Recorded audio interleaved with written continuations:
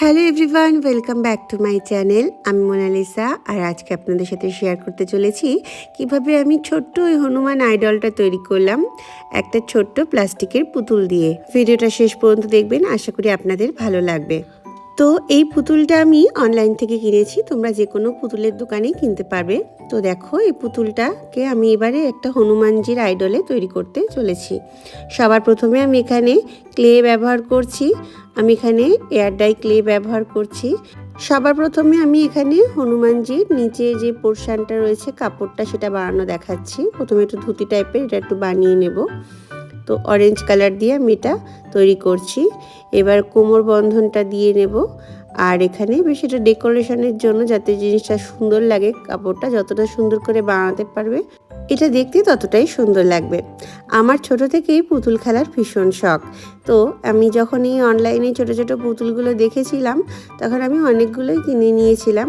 একটা দিয়ে কৃষ্ণ ঠাকুর বানিয়েছিলাম, তোমরা হয়তো আমার আগের ভিডিওতে দেখেছো। তো আজকে ইচ্ছা হয়েছে এইটা দিয়ে আমি, আর একটা পুতুল ছিল তো সেটা দিয়ে আমি হনুমানজি বানাচ্ছি। তো এবার দেখো, আমি হনুমানজির মুখটা দেখাবো। তো এই পুতুলের মুখটা তো দিলে ভালো লাগবে না, হনুমানজির ফেসটা যেরকম হয় ঠিক সেইভাবে আমি ফেসটা তৈরি করছি। আর স্কিন কালারের আমি ক্লেটা তৈরি করে নিয়েছি কালার মিক্সিং করে। তো এইভাবে আমি ফেসটা ক্রিয়েট করছি। এবার আস্তে আস্তে নাক, তারপরে আমি নাকের যে শেপটা, যাতে জিনিসটা দেখতে বেশ সুন্দর লাগে। সো এবারে আমি সফট ক্লে দিয়ে, মানে ব্ল্যাক কালারের ক্লেটা দিয়ে আমি হেয়ার পোর্শনটা করছি। তো দেখতেই পাচ্ছ আমি এখানে কিন্তু হালকা করে একটু ফেভিকল লাগিয়ে নিয়েছিলাম। যদি ক্লেটা নরম থাকে তাহলে কোনো কিছু লাগানোরই প্রয়োজন নেই, এমনি এটা অ্যাটাচ হয়ে যাবে। অনেকে জিজ্ঞাসা করে যে দিদিভাই, তুমি যে ক্লেগুলো লাগাচ্ছ এটা কীভাবে এটা সেট করছো পুতুলের গায়ে? তো অনেক ক্ষেত্রে ক্লেটা নরম থাকলে না এমনিই সেট হয়ে যায়। আর যদি ক্লেটা ড্রাই হয়ে যায় সেক্ষেত্রে একটু ফেভিকল লাগিয়ে নিলেই হবে। যখন আবার তোমরা এটা তুলতে চাইবে এমনিতেই খুব ইজিলি এটা উঠেও যাবে, অসুবিধা হবে না। তো তারপরে দেখো চুলের টেক্সচারটা দিচ্ছি। এইভাবে স্টেপ বাই স্টেপ বাকি চুলের হেয়ারের পোর্শনটা আমি কমপ্লিট করে নিচ্ছি। তারপর এবারে আমাকে কান দুটো অ্যাটাচ করতে হবে। তো কানটাও আমি এভাবে ছোট্ট করে ছোট ছোট দুটো বল বানিয়ে তারপর একটা হাত দিয়ে আঙুলের মাধ্যমে চ্যাপটা করে নিয়েছি। আর একটু ক্লে টুলস দিয়ে এরকম ডিজাইন করে নিয়েছি যাতে এটা কান বলে মনে হয়। তো সেটা এইভাবে আমি এখানে অল্প একটু ফেভিকল দিয়ে দেখছো অ্যাটাচ করে দিচ্ছি। এখানে যেহেতু ক্লেগুলো শুকিয়ে গেছে তো এমনি তো লাগবে না, তো সেক্ষেত্রে আমাকে একটু ফেভিকল ব্যবহার করে নিচ্ছি।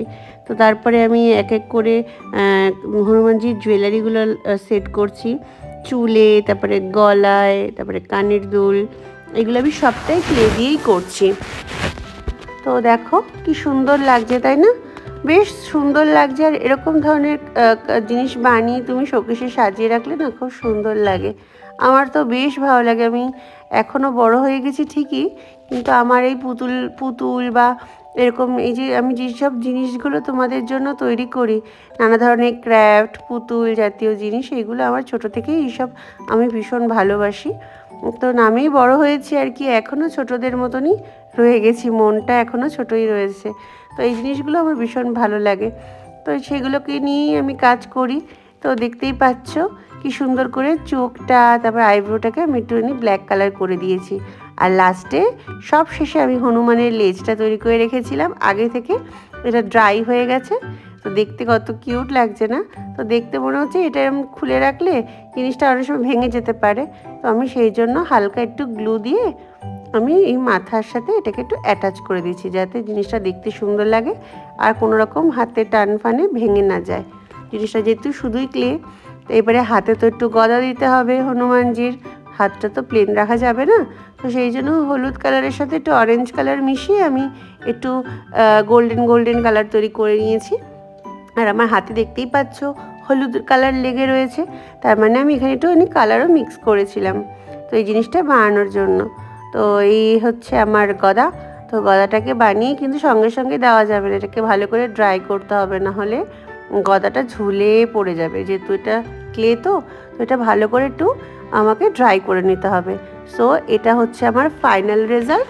আর লাস্টে জুয়েলারিগুলোকে একটু সুন্দর করে দেখানোর জন্য আমি এখানে একটু গোল্ডেন কালার অ্যাক্রিলিক কালার করে নিচ্ছি। তোমরা না চাইলে না করতেও পারো, কোনো সমস্যা নেই। আমি একটু ডিটেলসটা বেশি করে দেখানোর জন্য চেষ্টা করছি। আর কাপড়ের ফেব্রিকের কালারগুলো যাতে কাপড়টা একটু ডিটেলটা ভালো করে দিয়ে নিচ্ছি, একটু গোল্ডেন কালার দিয়ে নিচ্ছি, তাহলে দেখতে বেশি সুন্দর লাগবে, মনে হবে সত্যিকারের কাপড়। তো সেই জন্যই আমি একটু ডিটেলিংগুলো করছি। এগুলো তোমরা না চাইলে স্কিপও করতে পারো। তো তোমরাও এরকম বাড়িতে বানিয়ে ট্রাই করতে পারো। অবশ্যই তোমরা যদি এরকম রিক্রিয়েট করো এই ভিডিওটা, তাহলে অবশ্যই আমাকে সেখানে ট্যাগ করো, আমিও খুব খুশি হব। তো তোমরা চেষ্টা করতেই পারো। তো দেখো কেমন লাগলো। আর যদি ভিডিওটা ভালো লেগে থাকে তাহলে অবশ্যই চ্যানেলটাকে সাবস্ক্রাইব করে দিও যদি আমার চ্যানেলে নতুন এসে থাকো। আর ভিডিও ভালো লাগলে একটা কমেন্ট করে অবশ্যই জানিও যে দিদিভাই তোমার ভিডিওটা ভালো লেগেছে। টাটা।